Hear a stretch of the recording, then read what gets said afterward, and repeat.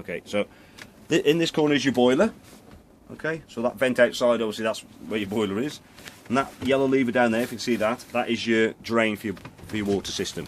Okay, so the position it's in at the moment allows water to run around the system. If you lift it up, that will drain it. So obviously, especially for winter, make sure you're doing that.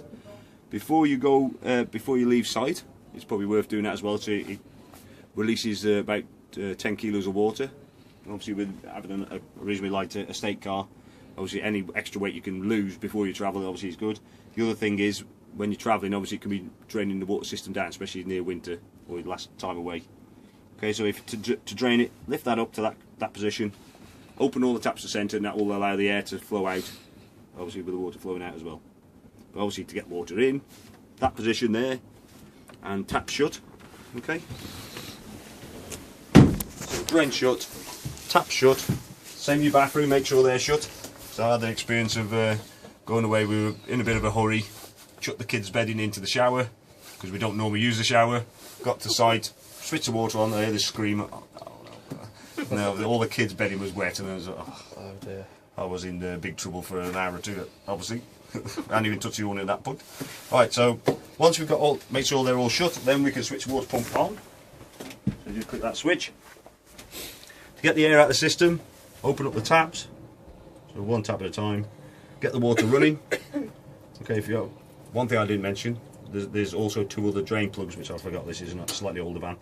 There are two drain plugs just underneath where the battery locker is. I'll show them after. Just remind me that also used for winter draining. Pull these two out. Obviously, make sure they're in as well. Okay, so operate there. Get the air out. Okay, it will be spluttering. I have primed it slightly already, but obviously because I pull the pump out, it may come spluttering through in a minute because it'll have a bit of air in it. But normally you'll find it'll be splutter, splutter, splutter, splutter until you get a stream like that. Turn it to the hot side of your tap. Open it up. Again, obviously if you drained it previously, it's got to shift 10 litres of air out of that tank. So you'll have quite a bit of air for quite a while. If it's struggling to come through, sometimes the air locks it.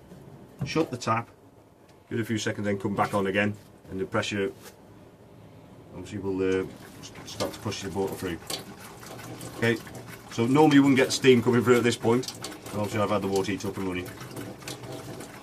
Okay, so once you've got a solid stream of water, that means your hot water tank's full. Okay, do the same with each tap, make sure you get all the air out of the system. Okay, happy with that bit? Yeah, yeah. Obviously we've got steam coming through now. It's not instant heat, okay, so you do not put water heater on until you've got water in that tank. Yeah. Okay, because otherwise you're in big trouble. Alright, so you're happy how to get the air out of the system, get the water in. Hot water heater switches down there? Yeah. Okay. Yeah, so that's what we're going to do next. So next, once you've got that water tank full, you can switch the water heating on, which I've already done.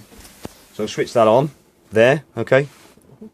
You can, that's on electric, you can also operate on gas. The really important switch, if you're going to damage anything, is going to be the water heater, okay? So before you leave site, probably best, what I tend to do is when I wake up in the morning, because I know I'm going that day, come in and switch it off, because it's quite easy hidden, obviously when that's shut. Switch it off. You'll still have 10 litres of hot water to do whatever washing you want to do. And then when you leave, when you open the valve, obviously water's dropping out, it's not too hot, because if the element's too hot, if you tip a kettle when it's the element's still fizzing, isn't it? Mm. That's obviously what that will be doing it if you dump it straight away and you haven't switched that off. Okay, right. So with that switched off, with the boiler empty, okay, it won't damage it. Even though you unplug 240, that's stopping the electric getting to it. When you got to your next site, you drained it, you plug 240 in, and that has been left switched on, it will start heating the element straight away. And you could be in all sorts of trouble, as in, could damage the element. Okay, I'll switch that off now. Well, that's where you heat your water on electric. Okay. I'll leave that for a second because I'm going to go back in there. Just heat your water on gas, if you want to, is this one here. You see the top one, which is an awkward position to put it. You see that? It should have a green light on, has it? Or has it got a red light? It's green. It's green, that's okay. Right, so green light. So to switch it on is the outer ring. Turn that, you see there's like a little flame icon there. So you've got a 0 and a flame. Turn the outer ring to the flame, okay? And what you've got there in the middle of it is your thermostat control. So you can change it temperature 70 to 30, or 30 to 70. that's on the gas. If it goes green, that's okay, it's lit. If it goes red, that means gas has failed. Okay. Okay, the reason why gas has failed: 1, you haven't switched the gas on. 2, you've run out of gas. 3, you've left the cover on. So if that cover's left on, that'll cut it off as well. So that's all failures. Or 3 or 4 even. It's got air in the system. So if you don't use the gas very often on the water heater, most people don't, they just use the electric. It will struggle to light. What it'll have is air in the system. So what you do is, if it fails, check all them things. If you find that it's just, you expect it to be air in the system, switch it off, give it a few seconds to reset, switch it on again. It may fail again, switch it off. So what it's doing then is trying to purge the air out of the system, till it gets the gas. Okay? Happy with that bit? Yep. So if you see that it says Ultra Store, you see that? Yep. If you imagine that Ultra Store storing your water, this one should say Ultra Heat. Yep. That's heating your room. Okay. Okay, so that's the difference of them two. So that's heater, that's water heater. Alright, okay, so this is gas? Yeah, no, it's gas and electric. Okay, same. Yeah, so the same. You can use, on the water boiler, you can use both energies at the same time if you want to boost the water heat up rather quickly, or use electric or gas. Okay. Okay, so the heater, again you've got that electric switch down here. So the space, it says space heater down there. Yep. Okay, why it doesn't say room heater, I don't know. So that's allowing power to this switch. If I switch that switch, it should be on there. Should be green light on there.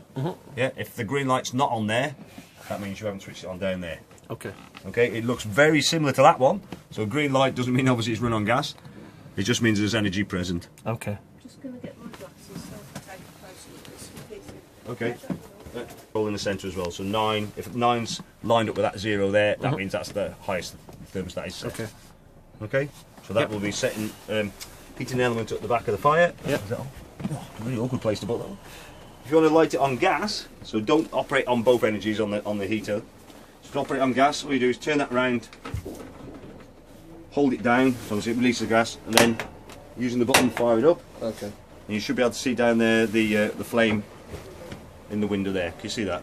Oh, can I see? Yes. Yeah, see that, yeah. Okay. So that's when you know it's lit. So obviously turn it off, the thin end of that on the 0. Okay? Yep. The fan, which is independent of both types of heating, will circulate air around your van. Okay. It warms up a bit quicker. You've got vents, you see, in certain places. Yep. There should be some in your bathroom as well. That's your fan off, so sensor's off. To the right is thermostatically controlled, so that will go up and down with the heat. To the left is manual, so you can change the speed on the top there. As I said, it's independent, so you can use it on the gas when you're using gas heating, or you can use it when it's on the electric heating, or you can use it on its own. Okay, so if in the summer, hopefully fingers crossed, it's going to be warm, you can either just circulate air. Won't cool the air down, but it'll just circulate around your van. Okay, always have some kind of fan running when you've got heating, because then that will obviously blow air out the other extremes, especially in the bathroom. Okay, happy with that? Yep. Good. Easy enough. Right, next one, fridge, which I thought I couldn't find it before. Obviously hiding behind the cupboard door. Right, you got options on this one of electric and gas and 12 volt, which is coming from your car. Okay, don't get confused because it's a battery there that is coming off your leisure battery. It isn't. It's actually coming off the car vehicle battery. Okay. Okay, so that's off. Okay, first one is gas. Okay, to light the gas, all you do is obviously put it to that and then just press this button in, obviously turn it to maximum, press and hold it, it'll fire it up. You see this indicator here, that's to say your gas is lit. So you see that little red line there? If that's in the green, that means it's lit. Okay. If it's in the white, that means it hasn't. Okay, so what you do, if it lights, the red needle goes up, as soon as you take your finger off there, it goes back down again, press and hold it a bit longer, it should stay lit. May take a while for it to light first time, especially if you've been using it on electric quite often. Okay, that's electric. Okay, and that is 12 volts when it's connected to the car. So when you're travelling, you want to keep the fridge cool. It won't cool the fridge down. It just maintains the temperature. So if you want to cool the fridge down prior to going, say 24 hours before on electric or gas, and then just before you travel, put it to that. You don't need to switch anything else on there. It will automatically supply 12 volts from your car. Okay. Well, obviously, as long as you've got that grey one connected. Okay. Perfect. Down to that. Oops. Obviously, the best to always keep, when you're in storage, keep the door open, allow air to circulate, because otherwise it can go mouldy. Obviously, you don't want that. Right, cooker, 12-volt igniter there. So all you do is just press and hold until it lights. Okay, you have also got electric ring on this one as well. Okay. Grill. Oh, a bit longer. It was on Yeah, it was on, yeah, but it went back off again. So if it obviously stops, Sure, yeah, so just hold it that bit longer. Then oven.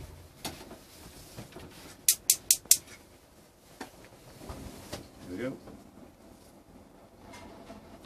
Okay. Inside here, there's about from your chopping board. There's individual appliance gas taps down here. I don't know if you can see them. And there's an info note here on the door to say what they're connected to, so they're colour coded. You don't need to turn them on and off. Obviously, the main one is to turn your gas cylinder off when you're travelling. But they're there so just we in. shouldn't need to. No, you shouldn't need to turn them on and off. Okay. The only thing is that perhaps if it comes in for service and they've been gas checking and turned them off, you get to wherever you're going next time. Otherwise, be cooking that light and just have a look, see if they switched it back on again. Okay. Obviously, make sure you're not putting that down when it's hot, because these go off with quite a bang if they're just a bit too warm. Okay. Table storage. Obviously, you can see that it's got a strap with a press stud. Obviously, making sure that that is on before you travel. Do not travel without that press studs on. If they come crashing out, it's going to cause a lot of damage. Again, expensive. Bathroom. Okay, toilet flush is via hand pump. That light there is the indicator to say if your waste tank's full. And so If that's that battery glows- operated. Yeah, so that's that battery operation. To operate your toilet, you see that there, that's your wastegate. That's closed, that's open. Obviously open it, use it, flush it, close it. Okay. And obviously that, if it's slightly open, that's when that waste tank won't want to come out, or obviously if you've left it fully open. Okay, and it does swivel, so don't think it's falling off when you're sitting on it, because that's obviously a clever idea for utilising space. Okay, obviously wardrobe in there. And so that's more or less everything, unless there's any questions.